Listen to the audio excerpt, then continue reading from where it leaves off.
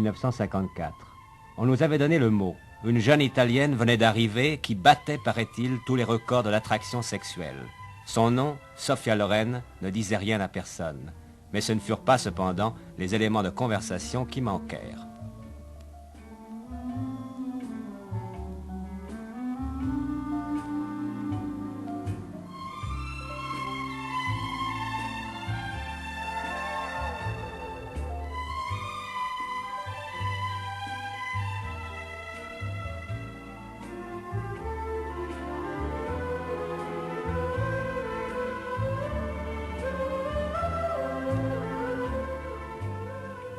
Cinq ans plus tard, toujours à Cannes, la même Italienne revenait. C'était toujours Sophia Loren, mais ce n'était plus Sophia Loren. C'était toujours le même succès, mais ce n'était plus le même succès. Que s'était-il passé?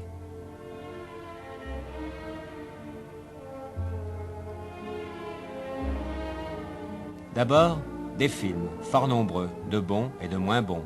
La fille du fleuve, l'orchidée noire, l'or de Naples, Pain amour et je ne sais plus quoi. Mais aussi quelque chose de différent qui avait l'air de tenir du miracle. Le goût vestimentaire avait changé, la manière de marcher, même celle de parler. La première fois que nous nous étions adressés à elle, elle ne s'exprimait qu'en italien, avec, nous assure-t-on, un curieux accent de terroir. La deuxième fois, ce fut dans un anglais parfait qu'elle nous répondit. Aujourd'hui, c'est en français qu'elle s'adressera à vous.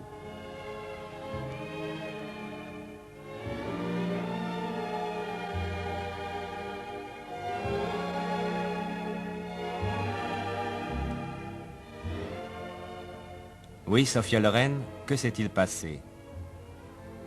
Et comment cela a-t-il été possible? Vous êtes-vous dit, en 1954, je me donne tant d'années pour réussir. Avez-vous pensé, il faut que j'étrangle mes rivales une à une pour prendre leur place?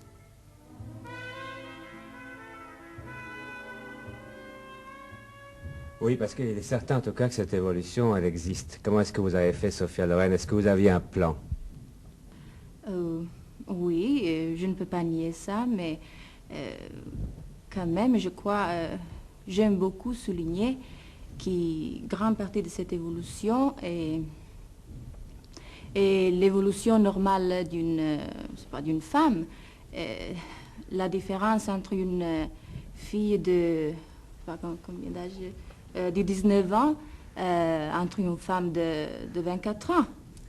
Non, mais... Je crois que ça, c'est une période très importante pour une femme, une période de maturation dans laquelle on ouvre les yeux sur tant de choses nouvelles et dans laquelle on a une, comment dit-on, une maturation. Oui, très joli mot. Maturation dans laquelle nous faisons des expériences très essentielles pour cet âge-là. Mais quand même, je suis d'accord avec vous, avec cette évolution, mais ce n'est pas un résultat de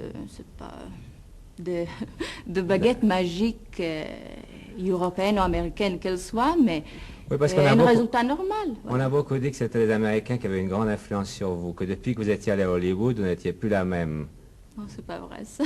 Parlons un peu de votre légende. Est-ce que vous étiez vraiment aussi pauvre qu'on l'a dit quand vous étiez enfant? Vous savez, la légende qu'on a écrite sur ma carrière, j'étais toujours comme un, comment on dit, Cendrillon oui. Dans la fable, et je crois que c'est plutôt vraisemblable. Mais c'est pas, je n'ai jamais eu le temps ou la conscience de le réaliser. Tout ce qui s'est passé toujours à peu, pas comme une fée, oui. Une fée qui m'a transformée d'une minute à l'autre dans une fille humiliée et pauvre, comme vous dites, en princesse. Mais même si très rapide, les étapes de mon chemin, on était plein d'illusions. J'ai travaillé beaucoup, j'ai eu beaucoup de volonté, beaucoup d'ambition. Et comme ça, je n'ai jamais eu le temps ou la conscience de faire des comparaisons. Peut-être maintenant, oui, je peux garder loin de moi, mais pas comme en regardant moi-même, mais une petite fille que j'aime beaucoup ce mot, que je dorlote avec beaucoup de tendresse, puisque je pense que ce n'est pas moi. Oui, oui, il y a une chose qui est très curieuse chez vous, Sophia Loren, c'est que maintenant, vous êtes une des rares actrices, justement, qui soit devenue autre chose qu'un nom, vous êtes devenue un prénom. Il n'y en a pas eu beaucoup. Il y a Gina, je ne sais pas si vous voyez qui je veux dire, il y a Brigitte, oui. Il y a Marilyn Monroe, Marilyn, il y a eu qui encore, Marlène, enfin il n'y en a pas beaucoup. Gina. Quelle impression est-ce que ça fait d'être un prénom? Ça doit quand même être assez curieux, vous êtes devenu une espèce de mythe en somme. J'interviewe un mythe en ce moment, oui, c'est rare. Oh. Peut-être le mot mythe c'est un peu trop exagéré, je dirais, mais je crois que c'est un cas spécial du cinéma. Le réalisme cinématographique donne à une fille, par exemple, l'impression d'une rêve que ce n'est pas aussi chimérique. Oui. Et le public, je crois, en nous idéalisant, et idéalise soi-même, et c'est possibilité de rejoindre cette rêve. Je crois que à votre avis, pourquoi est-ce qu'on devient un mythe? Pourquoi est-ce que c'est tombé sur vous? Parce que nous sommes très près de le public, je crois. Et le public nous idéalise et ils ont la possibilité, ils croient qu'ils ont la possibilité de nous rejoindre. Vous ne pensez pas que c'est parce qu'on a bien fait votre publicité? Non, je ne crois pas dans la publicité. La publicité, oui, ça peut aider beaucoup, mais je crois que c'est une arme à double, comment vous dites? Tranchant. Hein, double tranchant. Elle peut vous c'est le dernier mot français que vous ne connaissiez pas, celui-là. Maintenant, c'est fait. Elle peut vous aider à monter, comme elle peut vous nuire. Non, elle peut vous rendre votre chute désastreuse. En tout cas, je crois beaucoup dans la publicité spontanée, mais surtout avec la rencontre avec le public. Quand vous aviez 15 ans, est-ce que vous essayiez de ressembler au mythe de l'époque? Est-ce que vous disiez, il faut que je m'habille comme la fille qui avait du succès au moment? Non, non, non. Pourquoi? Vous pensez que c'est bête d'avoir une opinion de ce genre? Parce que je pense que si on a une personnalité, il faut la faire accepter par le public, voilà. Ah. Mais comment se fait-il, à votre avis, qu'il y ait si peu d'actrices, justement, qui deviennent des prénoms? Car beaucoup essayent de faire ce que vous avez fait, ou ce qu'a fait Gina. Mais parce que des autres filles qui essayent de faire du cinéma, et elles veulent rassembler à quelqu'un d'autre. Est-ce que vous ne croyez pas que si on devient un prénom, justement, c'est parce que les gens ont envie de vous appeler par votre prénom, et s'ils ont envie de vous appeler par votre prénom, c'est qu'ils vous trouvent plus sympathique ou qu'ils se sentent plus proches de vous que d'une actrice. Greta Garbo, on ne l'a jamais appelée Greta Garbo, on l'appelait Garbo. C'est vrai. On l'appelait par son nom et jamais par son prénom. En tout cas, quoi qu'il en soit, mythe ou pas, prénom ou pas, vous êtes maintenant Sophia Loren et ça ne doit pas être facile tous les jours.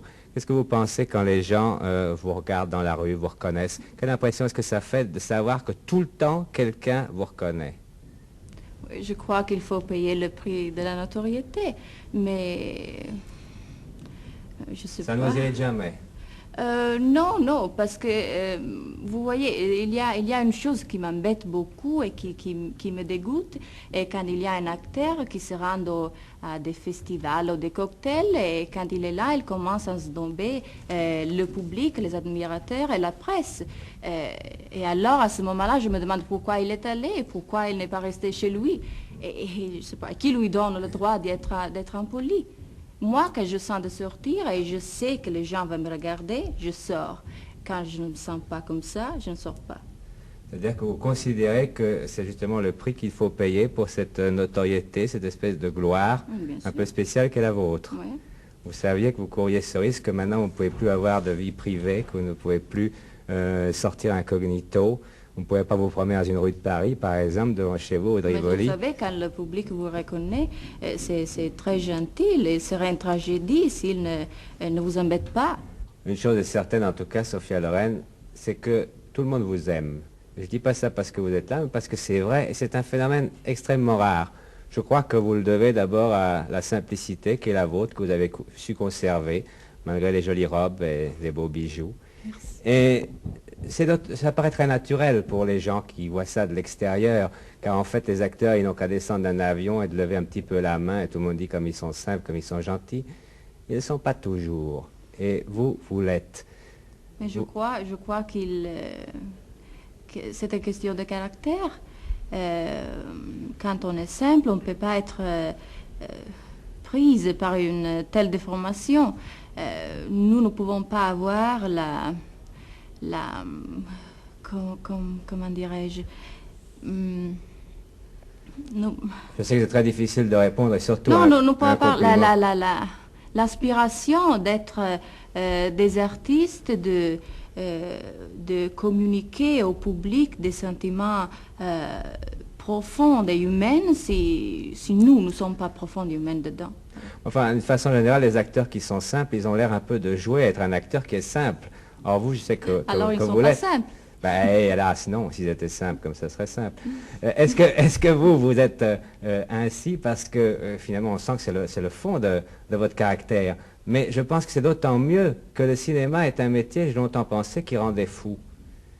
Oui, peut-être un peu, quelquefois, mais il y a un principe que je pourrais écrire à lettres, comme dit, Capitale. capitale sur les murs de ma maison. N'avoir jamais le sentiment d'être arrivé. Mais chaque étape déjà rejointe vous envoie la prochaine.